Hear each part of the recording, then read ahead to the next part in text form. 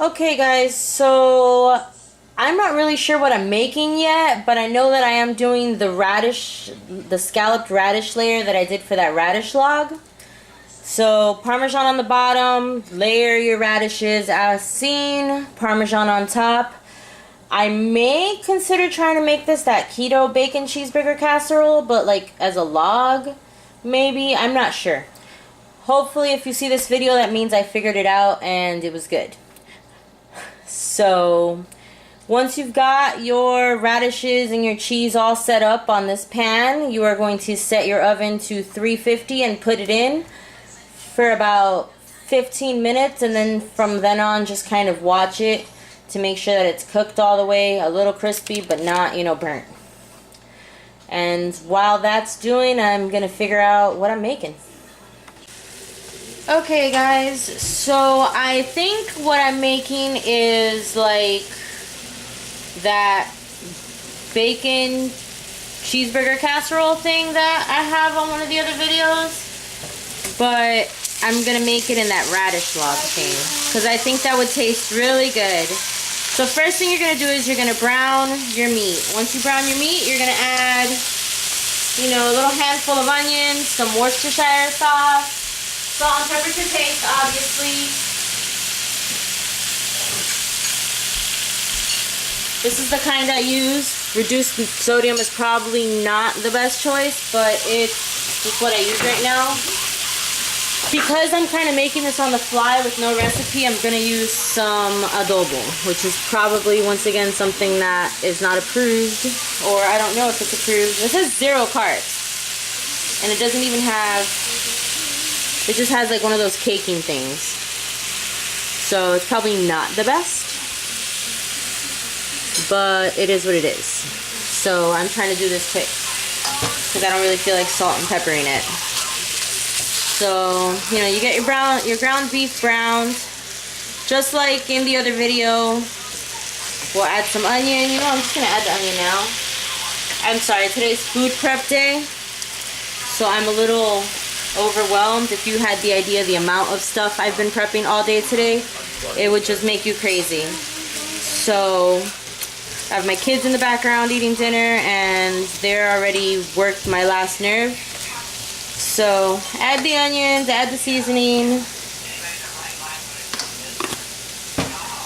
Yeah, I have no real science to this today. I'm still going to add an egg to it before I spread it onto the radish log, which is, well, the radish sheet, which is still cooking. And we'll get to that in a minute. So I'm just going to brown this meat and then come back when that's handled. You know what? Just so you guys see that I'm adding the Worcestershire now. I'm literally just a couple of sprinkles over it. I'm probably going to add some reduced sugar ketchup or tomato sauce. I have to see what I have, because I just started making this video because I happen to be cooking today, and since it's prep day, I'm probably not going to cook again for another week, because I set up most of the stuff, or I'll cook very little, that it'll just be add-ons. Okay guys, now that your ground beef is cooked, you're going to set it aside and you're going to cook up your bacon. Okay, now once you've set aside your ground beef, which, by the way, I did end up adding a packet of sazon, you're going to get your nice clean pan ready for your bacon. Now, the way I'm going to do this is probably different than you guys do at home, but, I mean, whatever works for you. I am going to only end up using about ½ a pound of bacon for this recipe, but I'm cooking 2 pounds just to get it out of the way. So I have bacon sitting in the fridge. So some people cook your bacon in the oven. I do it like this. I literally cut my chunks of bacon into pieces. So it's already like bacon crumbles by the time it's done. And then I have extra bacon crumbles in the fridge for any other recipes that I want to make during the week, or if I want to top my salad or whatnot.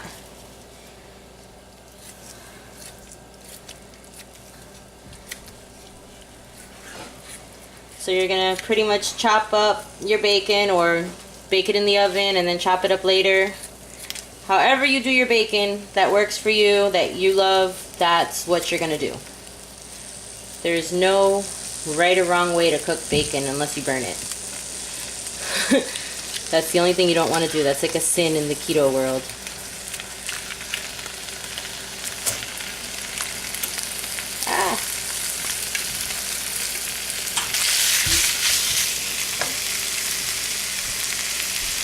I'm going to do my 2 packs of bacon, and once they're cooked, I'll come back and we'll finish setting up this log. And I did pull my radishes out of the oven. And just so you know, this is what they look like out of the oven. So you can see. And I just have them set aside for once I get everything else ready. And then you'll watch me roll it up and pop it back in the oven at 350 for 20 minutes.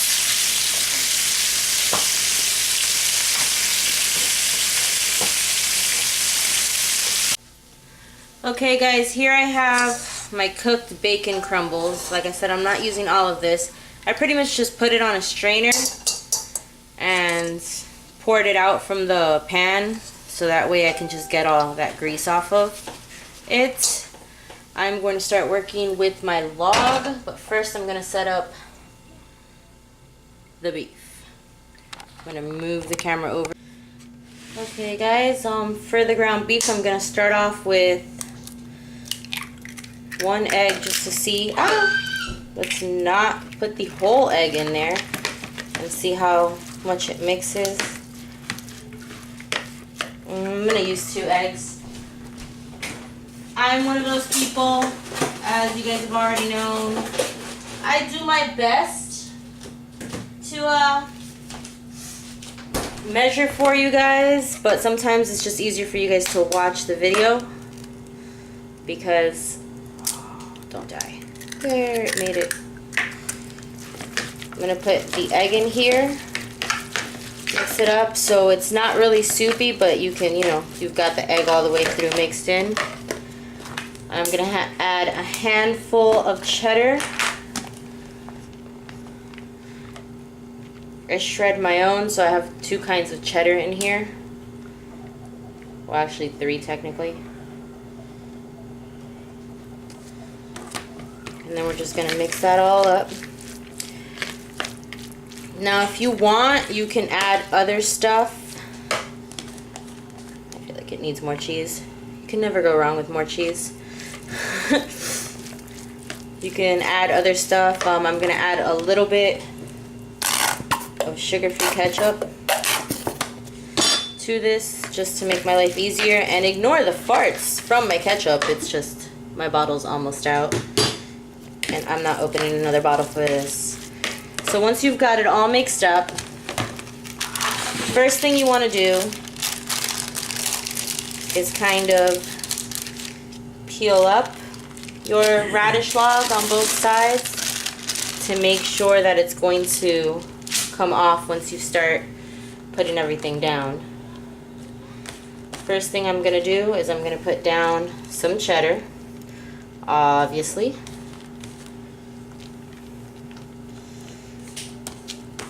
Mine's is, like I said, I shred it myself, so sometimes there's little clumps. It's okay, that just means you're going to have some cheesier pieces than others.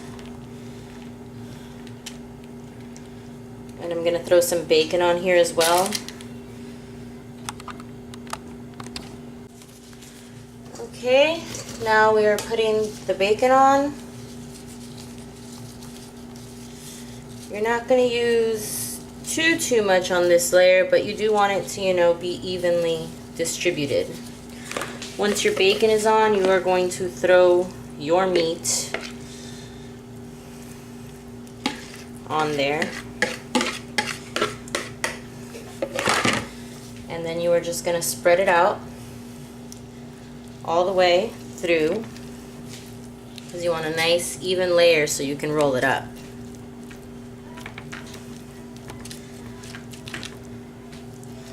So you want something to this effect. And then you are going to, like a crazy person, more cheese.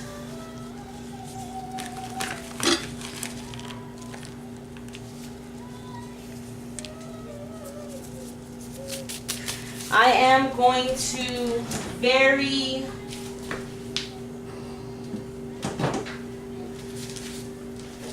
lightly add some dill relish. Just a little bit.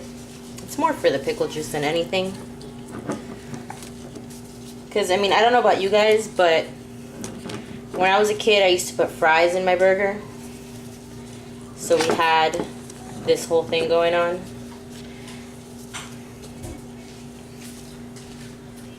And I am going to add just the littlest bit of mustard across, because you don't want it to be overpowering. And once again, just a little more bacon on top. Now once we roll this up,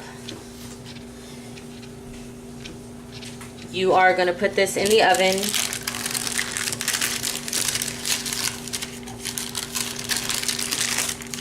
for a good 20 to 30 minutes. You want to make sure everything is staying inside your log and that your log is not breaking.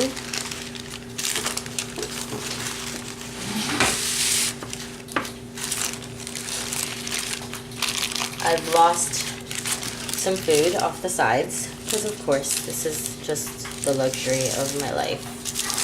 So I've lost a little bit. You can try to tuck it back in or just leave it out. That's completely up to you. I'm gonna leave it out because I don't want my log to fall apart any more than it's already starting to, because this is a very,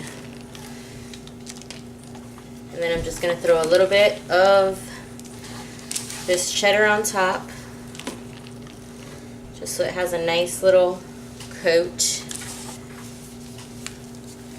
And I'm going to sprinkle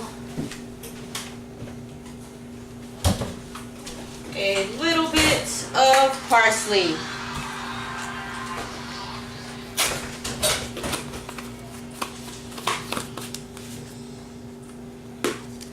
Just a little bit before I put it in. I'm going to show you guys what it looks like before it goes in the oven, and then you will see the final result. It's going to take about 20 minutes or so.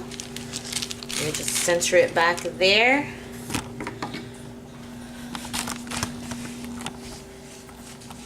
So this is what you're looking at on the inside. It is your cheeseburger casserole, but in a slightly different way, and like I said, it was starting to fall out on me a little bit. I might have to come up with a new recipe there. Let me show you the other side. That doesn't really look much better. It's kind of a messy work of art, and ignore my messy table. So, once it comes out of the oven, you'll see how it looks, and hopefully it tastes really good. Okay guys, so it was in the oven for about 30 minutes at 350. It did kind of explode a little bit on this side, so it didn't really hold its shape. I think I may have rolled it a little too tight, but it does look really good. And kind of picking at it,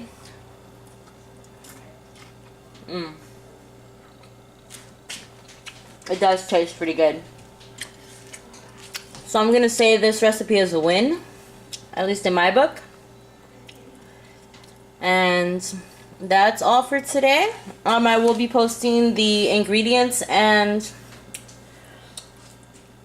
the measurements as best as I can, considering that we did kind of just eyeball the entire thing. But I hope you guys enjoyed the video, and let me know how you like it when you try it.